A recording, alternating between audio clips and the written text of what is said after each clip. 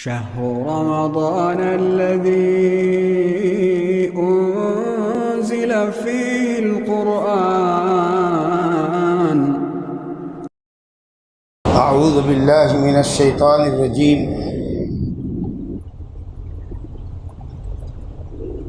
يوم نقول لجهنم هل امتلأت وتقول هل من مزيد وأزلفت الجنة للمتقين غير بعيد هذا ما توعدون لكل أواب حفيظ من خشي الرحمن بالغيب وجاء بقلب منيب ادخلوها بسلام ذلك يوم الخلود لهم ما يشاءون فيها ولدينا مزيد وكم أهلكنا قبلهم من قرن هم أشد منهم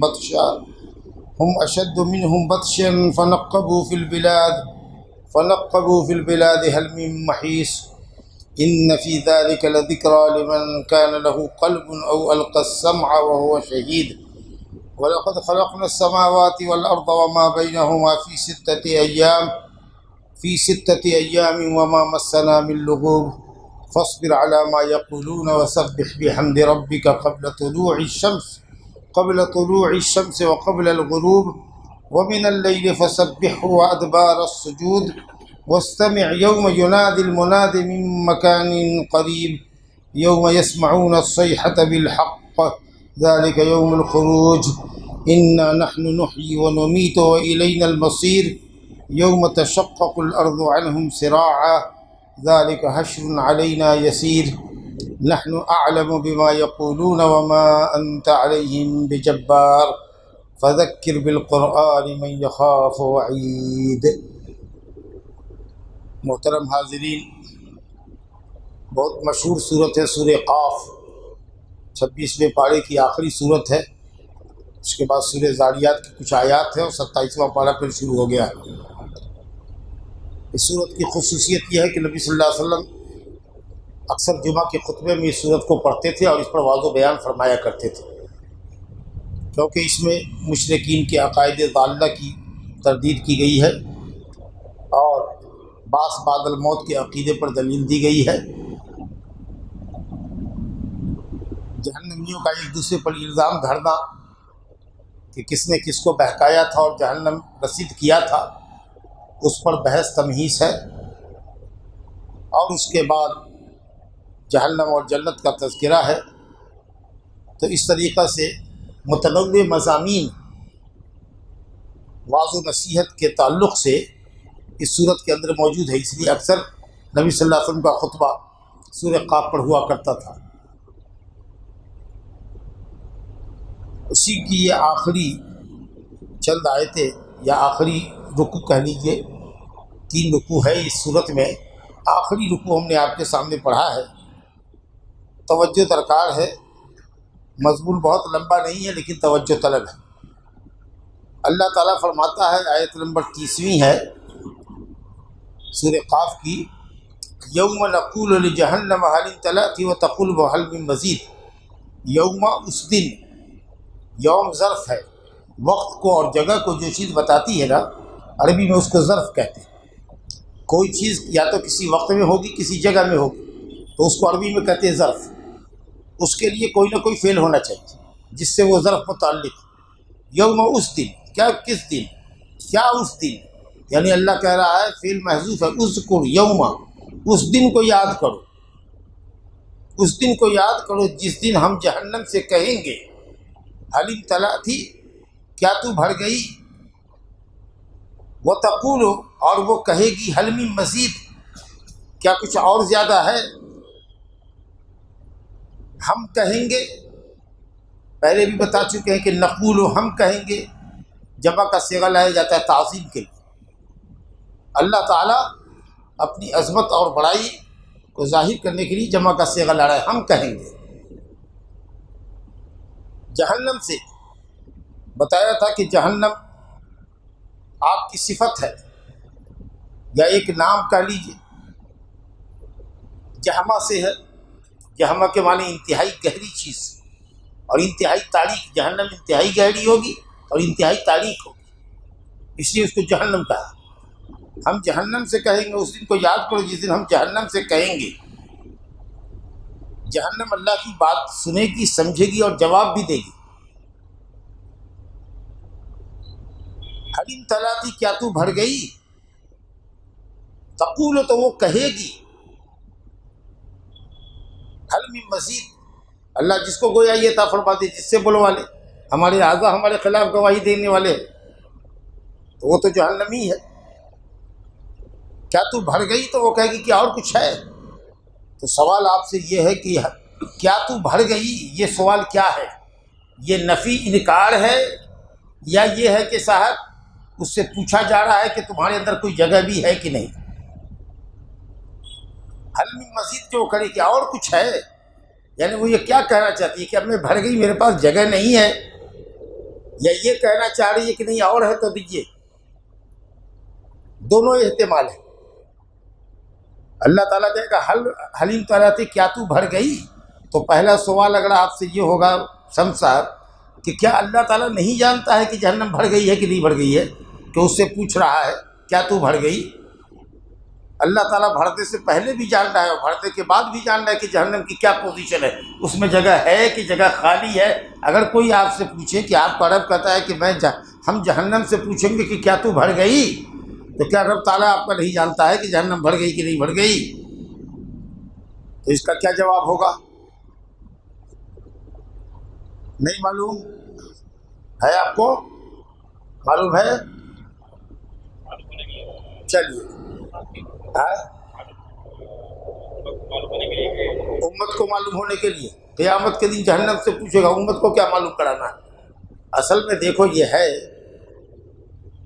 کہ اللہ رب العالمین نے جہنم سے اور جنت سے وعدہ کیا ہے کہ ہم تم کو بھر دیں گے، کوئی جگہ کہیں خالی نہیں رہے گی۔ لَأَمْلَأَنَّ جَهَنَّمَ مِنَ الْجِنَّةِ وَالنَّاسِ أَجْمَعِينَ، جن اور انسان سے ہم جہنم کو بھر دیں گے۔ تو رب العالمین نے جو یہ وعدہ جہنم سے کر رکھا ہے، اس کو اس کی زبان سے اقرار کروا رہا ہے کہ جو وعدہ ہم نے کیا تھا وہ پورا کیا کہ نہیں کیا؟ تو اس کا اقرار کر، کیا کہتی ہے؟ میں نے جو وعدہ کیا تھا کہ میں تم کو بھر دوں گا، تمہارے میں کوئی جگہ باقی نہیں رہے گی، تو یہ وعدہ ہم نے پورا کیا کہ نہیں کیا؟ اس کا اقرار جہنم سے لے گا، اپنے وعدے کو ثابت کرنے کے لیے جہنم سے اللہ تعالیٰ اقرار لے گا۔ جواب سمجھ میں آیا؟ وہ کہے گی کہ کیا کوئی اور ہے؟ اس کا مطلب یہ ہے کہ وہ کہے گی کہ نہیں نہیں نہیں، میرے اندر جگہ نہیں ہے۔ تو حل جو استفہامیہ ہے کہ کیا کچھ اور ہے، یعنی نہیں ہے، حل استفہامیہ نفی کے لیے آتا ہے۔ جیسے حل من خالق غیر اللہ یرزقکم من السماء والارض، کیا اللہ کے علاوہ بھی کوئی خالق ہے جو زمین آسمان سے تم کو روزی دیتا ہے؟ یعنی کوئی نہیں۔ تو حل نافیہ ہے۔ تو حل من مزید یعنی ہمارے اندر جگہ نہیں ہے، اور کچھ بچ گیا ہے کیا؟ ادھر جگہ نہیں ہے۔ اور دوسرا معنی یہ کہ حل من مزید، اور ہے تو لائیے، ابھی جگہ بھری نہیں ہے، میں خالی ہوں۔ وہ مطالبہ کر رہی ہے حل من مزید کا، سمجھا کہ نہیں؟ کہ اور ہے تو اور لائیے۔ یہ دونوں معنی کہ بھر گئی، اب جگہ نہیں ہے، ہمارے اندر مزید کی گنجائش نہیں ہے، یا یہ مطالبہ کہ اور اگر زیادہ ہے تو لائیے۔ اس میں دو معنی میں کون معنی صحیح ہے زیادہ، اس کو ہماری حدیث کلیئر کر دیتی ہے۔ بخاری مسلم کی روایت ہے کہ اللہ رب العالمین کہتا ہے لا تزال جہنم تلقا وہی تقول حل من مزید فَيَزَعُ الرَّبُّ تَبَارَكَ وَتَعَالَى قَدَمَهُ عَلَيْهَا فَيَنْزَوِي بَعْضُهَا إِلَى بَعْضٍ وَتَقُولُ قَطْ قَطْ۔ اللہ رب العالمین جہنم میں ڈالتا جائے گا، جہنمیوں کو ڈالتا جائے گا، اور وہ کہے گی اور یہاں تک کہ رب العالمین اور کے تقاضے پہ جب دیکھے گا کہ اب کوئی جہنم میں جانے سے نہیں بچا، سب چلے گئے اور پھر بھی اس کا پیٹ نہیں بھرا، تو اللہ تعالیٰ اپنا قدم رکھ دے گا جہنم میں۔ تو اب رب العالمین جب قدم ڈالے گا تو ینزوی بعضها الی بعض، ینضم بعضها الی بعض، سکڑے گی جہنم، سکڑے گی اللہ کے خوف سے، سکڑ کی اتنی ٹائٹ ہو جائے گی کہ اب اس میں تل رکھنے کی جگہ نہیں۔ تو اس حدیث نے بتایا کہ جہنم کا یہ مطالبہ حل من مزید یہ مزید کا مطالبہ ہے، لیکن اب مزید جہنم میں ڈالنے کے لیے کوئی بچا نہیں ہے۔ اللہ، اب غور کیجئے تو 1000 جہنمیوں میں ایک آدمی جنت میں، 1000 میں ایک جنتی یا 999 جہنم، اور اس کے بعد بھی کتنی بڑی جہنم ہے اور کتنی گہری جہنم ہے کہ اتنی بڑی آبادی جانے کے باوجود بھی وہ کہے گی اور یہاں تک کہ رب تعالیٰ اس میں اپنا پاؤں ڈالے گا، جس سے وہ سکڑ جائے گی اور کہے گی قط حسب حسب، میں بھر گئی میں بھر گئی میں بھر گئی۔ تو اس حدیث نے بتا دیا حل میں مزید کا مطلب مزید مطالبہ ہے۔ اور اس حدیث سے یہ بھی معلوم ہوا، یہ حدیث صفات ہے کہ اللہ رب العالمین کے پاس قدم ہے۔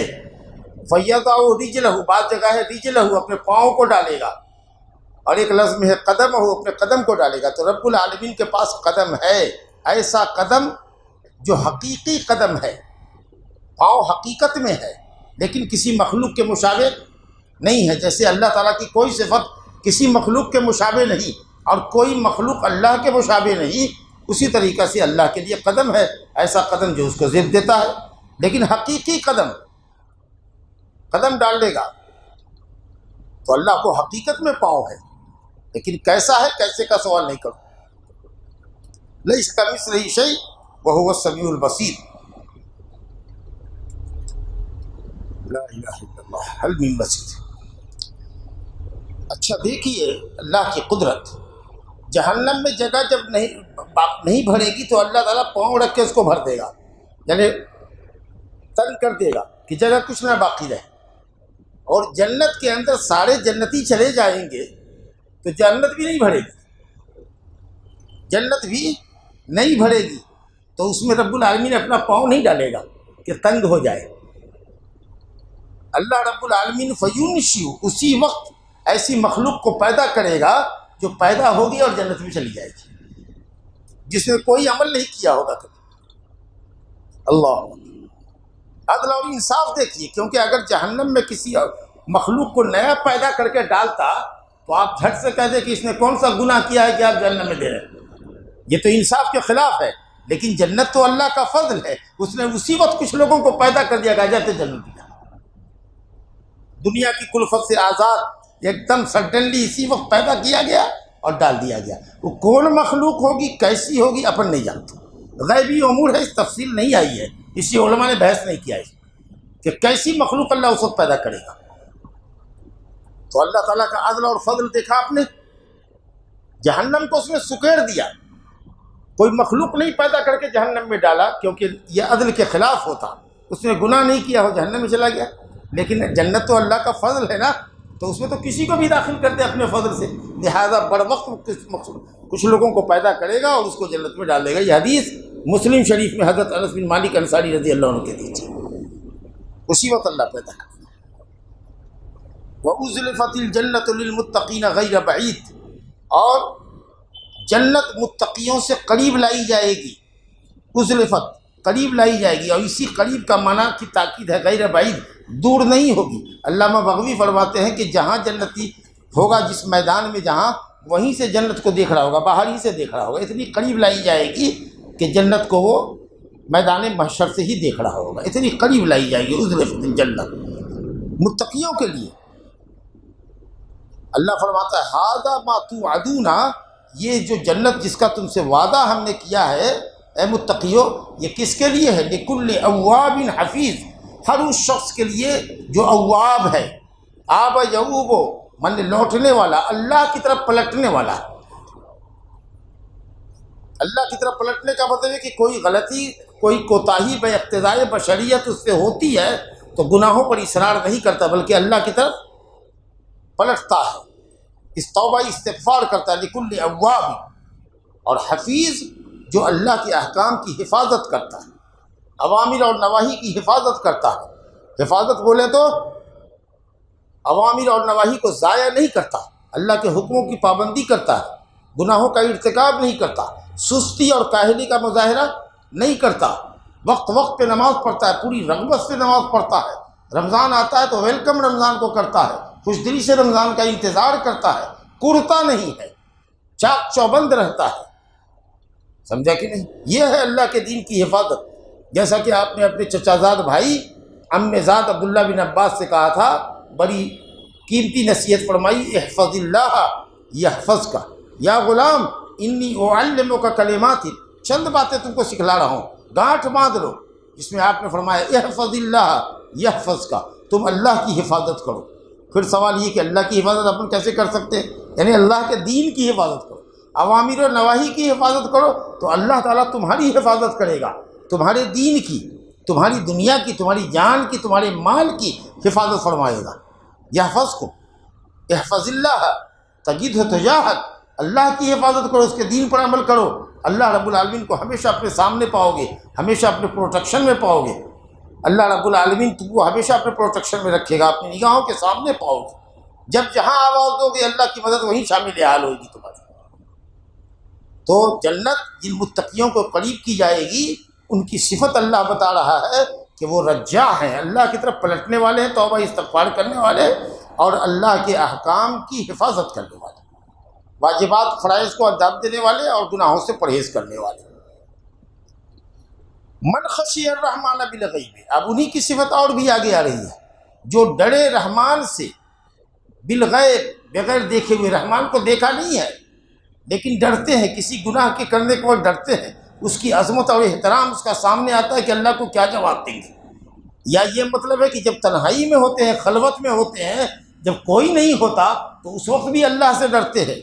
بہت سارے لوگ وہ ہوں گے، اللہ اکبر، کہا میں کچھ ایسے لوگوں کو جانتا ہوں جو تہامہ کے پہاڑوں کی مانند جن کے پاس عمل ہوں گے، بڑے سفید سفید عمل ہوں گے، لیکن یہ وہ لوگ ہیں جو اللہ کے حدود کو پامال کرتے ہیں، گھروں میں جاتے ہیں، رات کے تناٹے میں جاتے ہیں، تنہائی میں جاتے ہیں تو بہت بیکار انسان ہو جاتا ہے، تنہائی کا فائدہ اٹھا کر کے غلط کاری کرتا ہے، اللہ کے حدود کو پامال کرتا ہے، لوگوں کے دام سب درمیان رہتا ہے تو بڑا متقی پرہیزگار بنتا کرتا ہے، لیکن جب تنہائی میں ہوتا ہے تو ساری حدیں چھلانگ لگا دیتا ہے۔ ایسے لوگوں کے اللہ تعالیٰ عملوں کو ضائع اور برباد کر دیتا ہے۔ جی، تو آدمی جب لوگوں کی دنیا سے باہر ہو، تنہائی میں ہے، اس وقت بھی اس وقت اللہ کو سامنے رکھے کہ اللہ رب العالمین سے ہم چھپ نہیں سکتے۔ من خشی الرحمن بالغیب، جب وہ لوگوں سے اوجھل ہو جاتا ہے، تنہائی میں ہوتا ہے، اس وقت بھی رحمان کا خوف اور خشیت اس کے اندر ہوتی ہے۔ یہ بات کئی مرتبہ کہہ چکے کہ خوف تو عام ہے لیکن خشیت علم اور بصیرت کی روشنی ہوتی ہے۔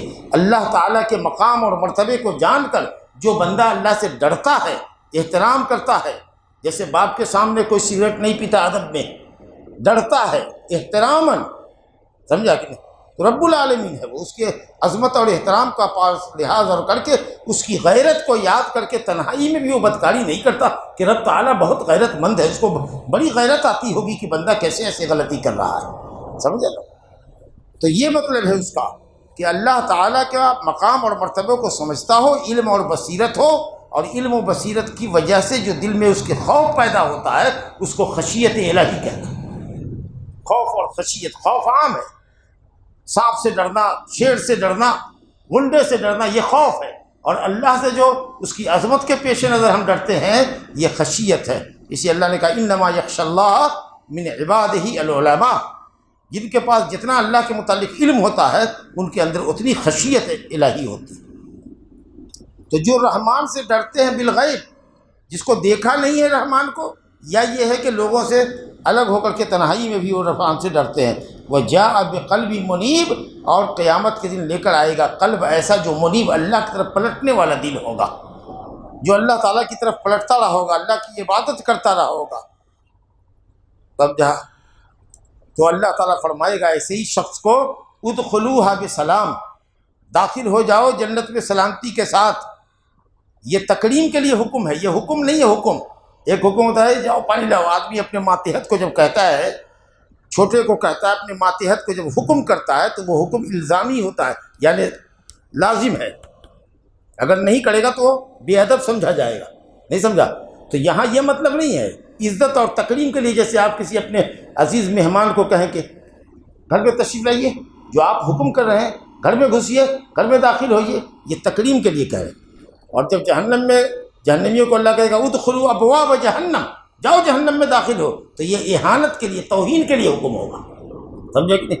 تو جہنمیوں کی اہانت ہوگی اور جنتیوں کی تکریم ہوگی۔ یہ جو ہوگا ادخلوہا، داخل ہو جائیے اس میں، یہ بطور اکرام کے ہوگا، یہ اعزاز کے ہوگا۔ جنت کے اندر سلامتی کے ساتھ ہر طرح کی سلامتی ہے، بیماری سے سلامتی ہے، بڑھاپے سے سلامتی ہے، سمجھا کہ نہیں؟ ہر طرح سے سلامتی ہے اس کے اندر، کسی طرح کا کوئی عذر نہیں ہوگا، کبھی کوئی آدمی بیمار نہیں پڑے گا، سمجھا کہ نہیں؟ جوانی سدا باقی رہے گی، ہر طرح کی سلامتی، ہر طرح کی تکلیف سے وہ سلامتی میں رہے گا۔ اور ایک معنی یہ بھی ہے کہ سلامتی کے ساتھ داخل ہو جاؤ کہ فرشتے اس کو سلام کر رہے ہوں گے، والملائکۃ یدخلون علیہم من کل باب، فرشتے ہر دروازے سے داخل ہوتے ہیں، السلام علیکم، سلام علیکم، سلام علیکم بما صبرتم فنعم عقبی الدار، جو تم نے دین کی خاطر صبر کیا اس کے لیے تم کو سلامتی ہو، ویلکم، آؤ سلامتی۔ یہ جنتیوں کا تحیہ ہے، جیسے ہم لوگ ایک دوسرے کو سلام کرتے ہیں نا، یہ رب العالمین کا سلام من قول من رب الرحیم، رب تعالیٰ کی طرف سے ہے، اور فرشتے بھی ایک دوسرے کو یہی سلام کرتے ہیں، اور فرشتے بھی اہل جنت کو یہی سلام کریں گے۔ تو ہر طرح کی سلامتی سے جنت میں داخل ہو جاؤ، کسی طرح کی کوئی پریشانی نہیں۔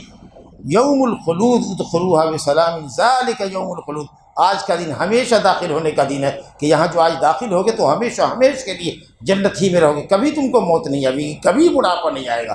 حیات اللہ موت، موت کو ایک میڈھے کی شکل میں لایا جائے گا، اور جنت اور جہنم کے درمیان اس کو ذبح کر دیا جائے گا کہ اے کافروں، یہ تمہاری موت تھی جو ذبح کر دی گئی ہے، موت نہیں آئے گی، اور اے جنتیوں، یہ بھی تمہاری موت تھی جس کو ذبح کر دیا گیا، کہ اب تم کو بھی موت نہیں آئے گی، تم بھی ادھر ہمیشہ رہو اور تم بھی ادھر ہمیشہ رہو۔ لہم ما یشاءون فیہا ولدینا مزید، جنت میں جنتیوں کے لیے ہر وہ چیز ہوگی جس کو وہ چاہے گا، جس چیز کی خواہش ہوگی، صرف خواہش ہونی چاہیے، ایسا نہیں کہ موسم بے موسم پھل ہے، ملے گا کہ نہیں ملے گا، صرف آپ تمنا کیجیے، خواہش ظاہر کیجیے، وہ چیز آپ کے سامنے موجود ہے، اللہ اکبر۔ بلکہ وہ چیز بھی ملے گی جس کی جنتی خواہش نہیں کرے گا، اس کو آگے اللہ نے کہا ولدینا مزید، ہمارے پاس کچھ مزید بھی ہے جس کی تم خواہش نہیں کرو گے، اور وہ مزید کیا ہے؟ اللہ تعالیٰ کا دیدار ہے، جس کے متعلق اللہ خود پوچھے گا کہ کیا تم میرا دیدار نہیں کرو گے؟ تو مزید سے مراد اللہ کا دیدار ہے۔ شیخ الاسلام ابن تیمیہ اور دوسرے لوگوں نے اس آیت سے استدلال کیا ہے کہ جنت میں مومنوں کو اللہ کا جو دیدار ہوگا وہ مزید ہے، وہ بونس ہے جنتیوں کے لیے، جیسا کہ سورہ یونس میں اللہ نے کہا للذین احسنوا الحسنى وزیادہ، جنتیوں کے لیے حسنہ ہے، جنت ہے۔ نبی صلی اللہ علیہ وسلم سے اس کی تفسیر حضرت صہیب رومی کی حدیث میں موجود ہے مسلم میں، کہ حسنہ سے مراد جنت، وزیادہ سے مراد الرؤیۃ الی وجہ اللہ تعالی، اللہ کے چہرے کا دیدار۔ اللہ تعالی ہم سب کو اپنے فضل سے جنت میں داخل فرمائے اور اپنی رویت نصیب فرمائے اللہ تعالی جنت میں۔ لہم ما یشاءون فیہا ولدینا مزید۔ اس کے بعد رب العالمین اہل مکہ کو ڈرا رہا ہے، ان کو ان کی سرکشی سے روک رہا ہے۔ وَكَمْ أَهْلَكْنَا قَبْلَهُمْ مِنْ قَرْنٍ، کم اہلکنا، کتنی ہی، یعنی بہت سی امتوں کو، قرن سے مراد قرون، بہت سی امتوں کو ہم نے ان سے پہلے، مکہ والوں سے پہلے ہلاک کیا، بہت سی امتوں کو ہلاک کیا، جو ہر اعتبار سے، جسم میں، طاقت میں، توانائی میں، پیسے میں، ہر اعتبار سے مکے والوں سے بہت مضبوط تھے، اور انہوں نے ساری دنیا کو چھان مارا، اللہ کے عذاب سے بچنے کے لیے ہر ممکن کوشش کی کہیں بھاگ کر چلے جائیں، لیکن فنقبوا فی البلاد، پوری دنیا کے اندر انہوں نے بھاگ دوڑ کی، لیکن ان کے لیے اللہ کے عذاب سے کوئی جائے مفر نہیں تھی، ان کے لیے کہیں بھاگ نہیں سکتے تھے، کوئی پناہ کی جگہ نہیں تھی۔ گویا ڈرانا ان کو یہ ہے کہ جا کر کے دنیا میں دیکھو، دنیا کے مختلف ملکوں میں کیسے مشرکین کا انجام ہوا ہے، سمجھا کہ نہیں؟ سیروا فی الارض فانظروا کیف کان عاقبۃ المکذبین، جا کر دیکھو، ایسے ہی تمہارے ساتھ بھی ہوگا۔ وللکافرین امثالها، جیسے دوسرے کفار کو اللہ نے ہلاک کیا، دمر اللہ علیہم، اللہ نے ان کو ملیہ میٹ کر دیا، ویسے تمہارا بھی حشر ہوگا۔ یہ سخت وعید ہے، کیونکہ اللہ رب العالمین کا جو انجام ہے کافروں کے ساتھ، جو انتقام ہے، وہ ایک جیسا ہے۔ چلیے، ان فی ذلک لذکری، جو باتیں کہی گئی ہیں، جو نصیحت کی باتیں آپ نے سنی، اللہ کہتا ہے کہ اس میں تذکرہ، اس میں نصیحت ہے، لمن کان لہ قلب، جس کے پاس دل ہو، جس کے پاس دماغ ہو نہیں کہا، جس کے پاس دل ہو، گویا کہ عقل کہاں ہے؟ دل میں۔ جس کے پاس دل ہو، جس کے پاس عقل اور تعقل اور تفہم ہو دل کے اندر، جس کا دل اچھا ہے، وہ بغیر کسی معلم کے بھی غور سے سنتا ہے، ان آیتوں کو پڑھتا ہے تو نصیحت پاتا ہے، یا اگر اتنا تازہ صاف ستھرا دل نور ایمان سے منور نہیں ہے تو القسم اب ہو شہید، دوسرے سے باتوں کو سنتا ہے، کان لگا کے سنتا ہے اور دل حاضر رہے تب اس کو نصیحت ملتی ہے۔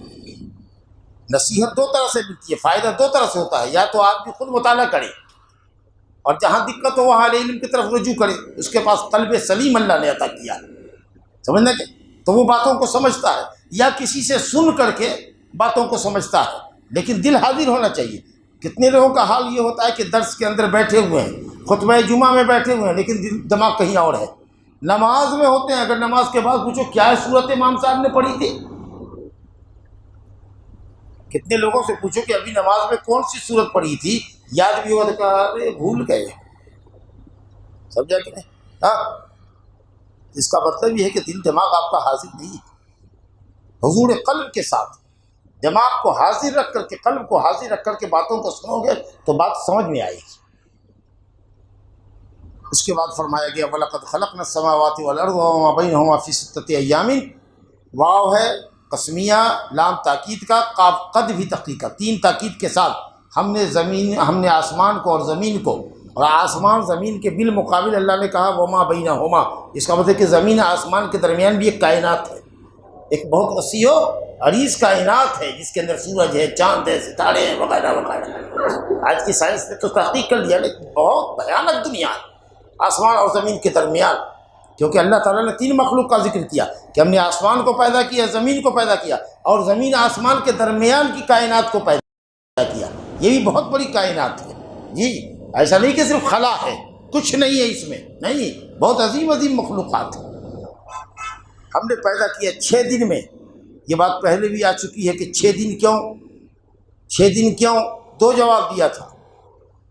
6 دن کیوں؟ اللہ تعالیٰ چاہے تو چشم زدر میں ایک لمحے میں پیدا کر دے، وہ تو صرف کن کہے گا تو ہو جائے گا۔ ماں کے پیٹ میں جب بچہ نطفہ قرار پاتا ہے اس کو کہے ہو جاؤ، رات میں مرد میاں بیوی ملا ہے، صبح میں بچہ پیدا ہو جائے، ہے کوئی دشواری؟ اسی وقت رات کے کسی حصے میں اللہ پیدا کر دے، لیکن یہ 9 مہینہ کیوں لگتا ہے؟ 40 دن نطفہ، 40 دن خون، 40 دن گوشت کا لتھڑا، یہ رفتہ رفتہ شعین فشعین مکمل ہوتا ہے، متقن ہوتا ہے، پختگی کے ساتھ کوئی چیز تیار ہوتی ہے جب رفتہ رفتہ ہو۔ تو رب العالمین نے بھی کہا کہ جلدی کیا ہے، اطمینان سے کرتے ہیں، مکمل کرتے ہیں، پختہ کرتے ہیں، سمجھا؟ پختگی لانے کے لیے، یا پھر ہم کو اور آپ کو سبق دینے کے لیے، علم دینے کے لیے کہ کسی بھی کام کو کرو تو جلدی نہیں کرو، ٹھہر کر کے تأنی تثبت کے ساتھ، غور و فکر کے ساتھ، ہر اینگل سے دیکھ کر کے معاملے کو کرو تاکہ کام پختہ ہو تمہارا۔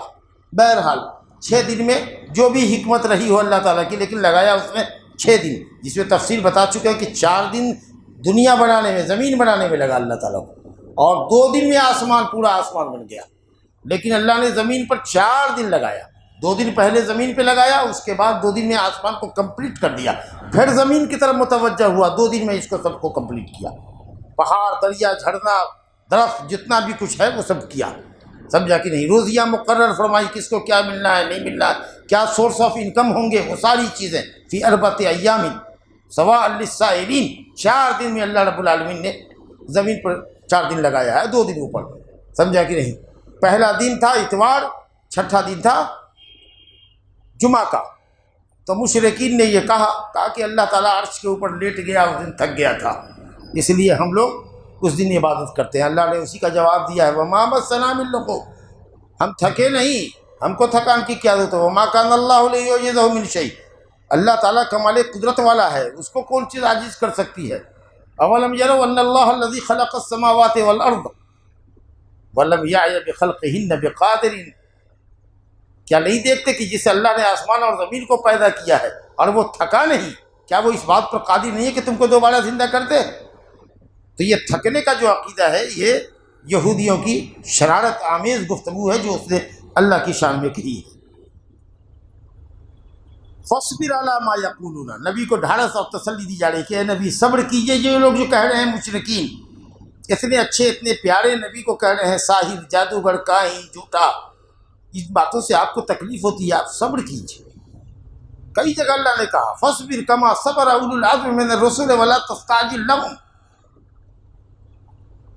آپ جلدی مت کیجیے، صبر سے کام لیجیے، یعنی تنگی دل میں مت محسوس کیجیے، دل کو چھوٹا مت کیجیے۔ اور دوسرا معنی یہ کہ اپنے کام میں لگے رہیے، دعوت کا کام کرتے رہیے، ان کو بھوکنے دیجیے جو بھوکتے ہیں، جیسے بھوکتے ہیں، جو بھی وہ کچھ کہتے ہیں اس پر آپ صبر کیجیے۔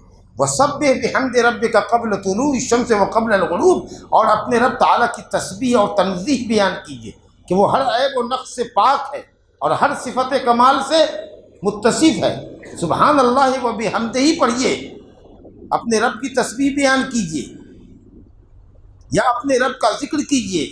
کب؟ قبل طلوع الشمس و قبل الغروب، سورج سے پہلے، ڈوبنے سے پہلے، اور سورج کے نکلنے سے پہلے، سورج کے طلوع ہونے سے پہلے اور سورج کے ڈوبنے سے پہلے۔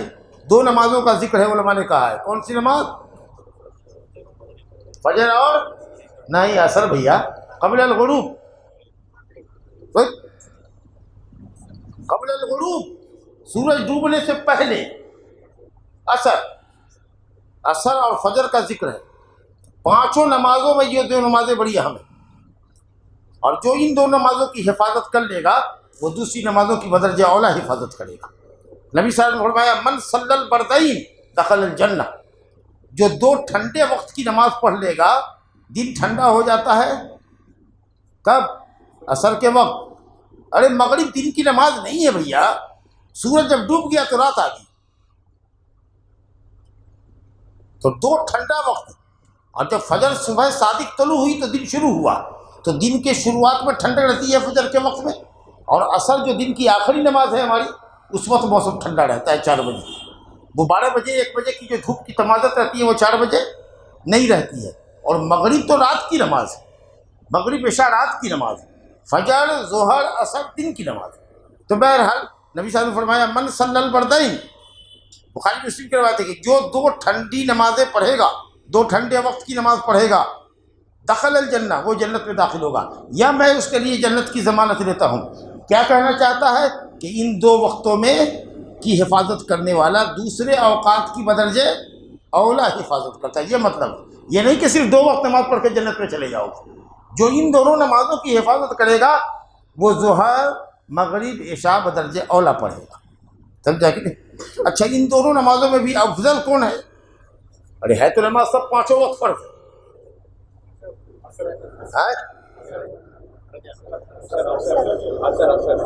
دلیل جس نے جان بوجھ کے اثر کی نماز چھوڑ دی، اس کے سارے بڑی اچھی دلیل انہوں نے دیا کہ جس کی نماز اثر فوت ہو گئی، من فاتت ہو صلاۃ العصر فکأنما وطر اہلہ و مالہ، اس کی بیوی بچے مال اولاد سب ہلاک ہو گئے، اتنا اس کو غم ہونا چاہیے عصر کی نماز فوت ہو جائے تو۔ اور کوئی دلیل؟ بڑی سعید نے جو کہا حافظوا علی الصلوات والصلاۃ الوسطیٰ، نمازوں کی حفاظت کرو، پانچوں وقت کی نماز کی، اور خصوصیت سے اللہ کرا والصلاۃ الوسطیٰ، صلاۃ وسطیٰ کی حفاظت کرو۔ اور صلاۃ وسطیٰ کی صحیح تفسیر جو نبی صلی اللہ علیہ وسلم سے منقول ہے وہ ہے عصر کی نماز۔ تو فجر کے مقابلے میں بھی عصر کی نماز زیادہ اہمیت رکھتی ہے، ورنہ پانچوں وقت فرض ہے، فرض تو پانچوں ہے، لیکن اس میں سب سے جو اہم امپورٹنٹ ہے وہ عصر اور فجر، اور اس میں بھی عصر۔ تو کہا گیا کہ دونوں نمازوں کی حفاظت کرو خاص طریقے سے۔ اچھا، ومن اللیل، اور رات میں بھی کچھ تسبیح تحلیل کرو۔ تو رات میں مغرب ہے، عشاء ہو گئی، من اللیل رات کا کچھ حصہ گزرے، تو اول لیل میں مغرب ہے اور رات کا کچھ حصہ 1.5 گھنٹہ پونے 2 گھنٹے کے بعد ہم لوگ عشاء پڑھتے ہیں۔ بہرحال یہ ہم مفسرین کے اقوال آپ کے سامنے ذکر کر رہے ہیں کہ 4 وقت کی نماز کا اللہ پاک نے یہاں پر ذکر کیا ہے، ظہر کا ذکر نہیں۔ کہا ومن اللیل، رات کے بھی کچھ حصے میں تسبیح کر لیجیے، اور رات کے اندر تہجد کی نماز بھی داخل ہے جو فرض نہیں ہے، مستحب ہے آپ کے لیے۔ وہ ادبار السجود، اور سجدوں کے پیچھے بھی اللہ کی تسبیح بیان کیجیے، یعنی نمازوں کے بعد۔ تو نمازوں کے بعد تسبیح کیجیے، مطلب نفل، نفل کو صبح کہتے ہیں، صبح میں نفل، تو صرف فرض پر اکتفا مت کیجیے، فرض کے بعد سنتیں پڑھیے۔ صرف ایک ظہر ہی کی نماز ہے جس میں فرض سے پہلے اور فجر کی نماز میں وقت سے پہلے ہے، فجر سے پہلے، باقی مغرب میں اور عشاء میں اور ظہر میں، فرض نماز کے بعد بھی سنت ہے نا۔ ظہر میں 4 رکعت یا بعض روایت کے مطابق 2 رکعت اور فجر میں 2 رکعت، فجر سے پہلے۔ تو یہ جو کہا گیا سجدے کے بعد یعنی فرض نمازوں کے بعد سنن نوافل کا اہتمام کیجیے، وادبار السجود، یا یہ ہے کہ نمازوں کے بعد جو تسبیح ہے سبحان اللہ الحمدللہ اللہ اکبر یہ بھی پڑھیے، جس کے متعلق آتا ہے کہ سمندر کے جھاگ کے برابر بھی گناہ ہوں گے تو اللہ معاف کر دے گا۔ وَاسْتَمِعْ، اور خوب غور سے سنیے اور اس وقت کا انتظار کیجیے، یوم ینادی المنادی، جس دن پکارنے والا پکارے گا، من مکان قریب، نزدیک سے، کہاں نزدیک سے؟ آسمان سے پکارے گا۔ اسرافیل علیہ الصلاۃ والسلام سور پھونکیں گے، کیسا سور ہوگا، کیسا پونگا ہوگا کہ اس پہ وہ پھونکے گے۔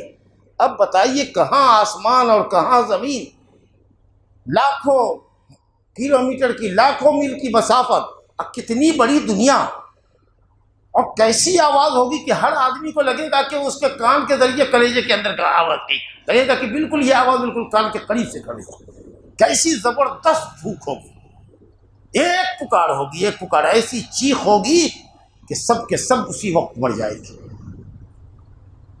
آپ امیجن نہیں کر سکتے کیسی پکار ہوگی۔ ان ہی الا صیحۃ واحدہ، ایک پکار ہوگی بس۔ کتنی سخت آواز ہوگی، اللہ کی قدرت دیکھیے تو ایک ایک فرشتہ اتنی قوت والا ہے کہ جو آسمان کی بلندی سے پھونکے تو دنیا تہو بالا ہو جائے، کائنات ریزہ ریزہ ہو جائے، اور اللہ کہتا ہے من مکان قریب، لگے گا کہ کوئی تمہارے قریب سے تمہارے کان میں پھونک رہا ہے وہ آواز، اتنی سخت آواز۔ اللہ یوم یسمعون الصیحۃ بالحق، یقینی طور پر جس دن، اس دن صیحہ بڑی سخت چیخ کو کہتے ہیں، جب سنو گے تو ذالک یوم الخروج، وہ قبر سے پھٹ کر نکلنے کا دن ہوگا۔ زمین پھٹے گی اور ایسے نکلو گے جیسے سبزی اور ترکاری زمین سے اوپر آتی ہے، اور انتہائی سرعت کے ساتھ اور تیزی کے ساتھ انسان نکلے گا۔ یوم یخرجون من الاجداث سراعا کأنہم الی نصب یوفضون، لگتا ہے کہ کوئی ٹارگیٹ ہے، کوئی نشان ہے، کوئی کھمبا ہے جس کی طرف سب کے سب بھاگتے ہوئے جا رہے ہیں، اس طریقے کی تیزی کے ساتھ لوگ نکلیں گے۔ انا نحن نحیی ونمیت والینا المصیر، ہم ہی زندہ کرتے ہیں مردہ کرتے ہیں، جی مردے سے زندہ کرے گا قیامت کے دن اللہ، اور زندے کو جو ہم زندہ ہے تو مار دے گا اللہ تعالیٰ، اور پھر جب ہم مر جائیں گے تو مردے کو قیامت کے دن باس بعد الموت اللہ تعالیٰ زندہ کر دے گا۔ وَإِلَيْنَا الْمَصِيرُ، اور سب کو ہماری طرف پلٹنا ہے۔ یوم تشقق الارض عنہم سراعا، بہت تیزی کے ساتھ اس دن زمین لوگوں سے پھٹے گی۔ ذالک حشر علینا یسیر، اور تمام لوگوں کو میدان میں جمع کر دینا ہمارے لیے بالکل آسان ہے، بالکل آسان ہے، اللہ پر کچھ بھی مشکل نہیں ہے، وہ اتنا کمال قدرت رکھنے والا ہے۔ نحن اعلم بما یقولون، پھر اللہ تعالیٰ اپنے نبی کو ڈھارس دے رہا ہے کہ اے نبی ہم خوب اچھی طرح جانتے ہیں یہ مشرکین آپ کو کیا کچھ کہتے ہیں، جلی کٹی سناتے ہیں، لیکن کیا کیجیے گا، سن کر کے دعوت کا کام کرتے رہیے۔ وما انت بہادی العمی عن ضلالتی، آپ اندھوں کو روشنی تو دکھا نہیں سکتے، آپ اندھوں کی آنکھ میں روشنی تو دے نہیں سکتے۔ وما انت علیہم بجبار، آپ کوئی زور زبردستی کرنے والے تو ہیں نہیں، سمجھا کہ نہیں؟ آپ کا کام صرف دعوت تبلیغ کرنا، سمجھا کہ نہیں؟ آپ زور زبردستی تو کر نہیں سکتے، ہدایت دینے والا اللہ ہے۔ من لست علیہم بمسیطر، آپ نہ جبار ہیں، نہ داروغہ ہیں، نہ جبر اور زیادتی کرنے والے ہیں، آپ ان کے سامنے تبلیغ دین کا کام کیجئے۔ فذکر بالقرآن، قرآن کے ذریعے نصیحت کیجئے لوگوں کو، جو آخرت سے جس کے دل میں ڈر ہوگا، خوف خدا ہوگا، قیامت کا ڈر ہوگا، جہنم کا ڈر ہوگا، وہ آپ کی نصیحت پر کان دھرے گا، سنے گا۔ آج جس کا دل اندھا ہوگا، جس کی آنکھیں اندھی ہوگی، جس کے دل کی آنکھیں اندھی ہوں گی، وہ آپ کی بات نہیں سنے گا، تو آپ کے اوپر کوئی ملامت نہیں ہے۔ اللہ رب العالمین ہم سب کو مرتے دم تک دین متین پر قائم رکھے، اور جو لوگ دین سے گم گشتہ راہ ہیں، ہدایت سے بھٹکے ہوئے ہیں، اللہ تعالیٰ ان کو بھی اپنے فضل سے ہدایت نصیب فرمائے۔ ھذا وباللہ التوفیق، وصلی اللہ علی نبینا محمد وآلہ وصحبہ اجمعین، وآخر دعوانا الحمد للہ رب العالمین، والحمد للہ الذی تتم بنعمتہ الصالحات۔ اللہ تعالیٰ کے فضل و کرم سے ہمارا یہ سفر جو آپ کے یہاں درس قرآن پڑھنے کا تھا وہ آج مکمل ہوتا ہے۔ اللہ تعالیٰ آپ سب لوگوں کو سلامت رکھے، اپنی حفاظت پہ رکھے، دین پر قائم رکھے، مسجدوں کو، آپ کو، سب کو، لوگوں کو اللہ تعالیٰ آباد رکھے۔ انشاءاللہ تعالیٰ پھر اللہ نے چاہا، موقع دیا اور مقدر ہوا تو پھر ملاقات ہوا کرے گی انشاءاللہ تعالیٰ۔ السلام علیکم ورحمۃ اللہ وبرکاتہ.